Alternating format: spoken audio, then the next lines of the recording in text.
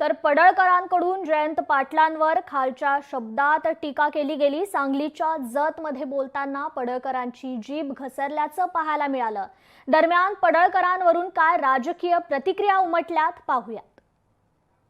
भारतीय जनता पक्षाच्या एका आमदारानं माननीय जयंत पाटील साहेब, स्वर्गीय राजाराम बापू पाटील यांच्याविषयी अतिशय पातळी सोडून काही विधानं केली। अगदी भारतीय जनता पक्षातल्या सुद्धा अनेकांना ही गोष्ट मान्य असेल असं मला वाटत नाही। अशा पद्धतीच्या वाचाळ वीरांकडून होणाऱ्या महाराष्ट्राच्या राजकीय ऱ्हासाला प्रत्यक्ष अप्रत्यक्षपणे हातभार लावण्याऐवजी राज्याचे प्रमुख या नात्यानं वेळीच पायबंद घालावा आणि महाराष्ट्राची सुसंस्कृत राजकारणाची परंपरा ही कायम ठेवावी। तर अशा लेवलला जाऊन एका मोठ्या नेत्याबद्दल नाहीतर कोणाबद्दल तुम्ही वक्तव्य करणं हे चुकीचं आहे। या वक्तव्याचा आम्ही निषेध करतो।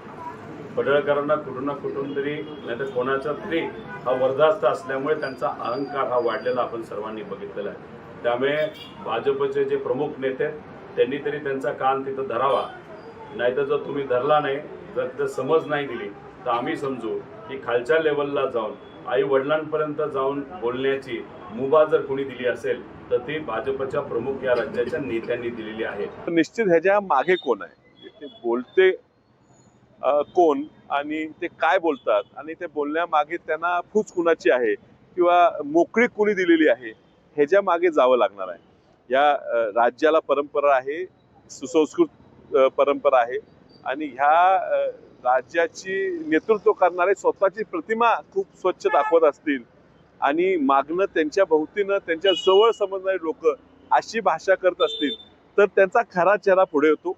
राजकीय संघर्ष होत राहणार आणि राजकीय भांडणं राहणारच, पण ही परंपरा जर तुम्हाला सांगलीत आणायची असेल तर मला अडचण वाटते। ह्या जिल्ह्याचंच नाही तर या राज्याची सुद्धा मला चिंता वाटते। मी गोपीचंद पडळकर यांच्या वक्तव्याचं समर्थन करत नाही आणि संजय राऊत यांच्याही वक्तव्याचं समर्थन करत नाही।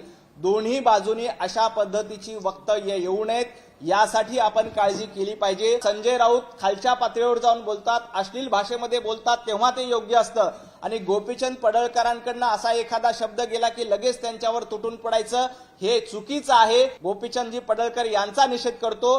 बाकी सर्व नेत्यांमध्ये हिम्मत असेल तर संजय राऊत यांचा निषेध करावा। लोकशाही मराठी ऐका, पहा, जागरूक रहा।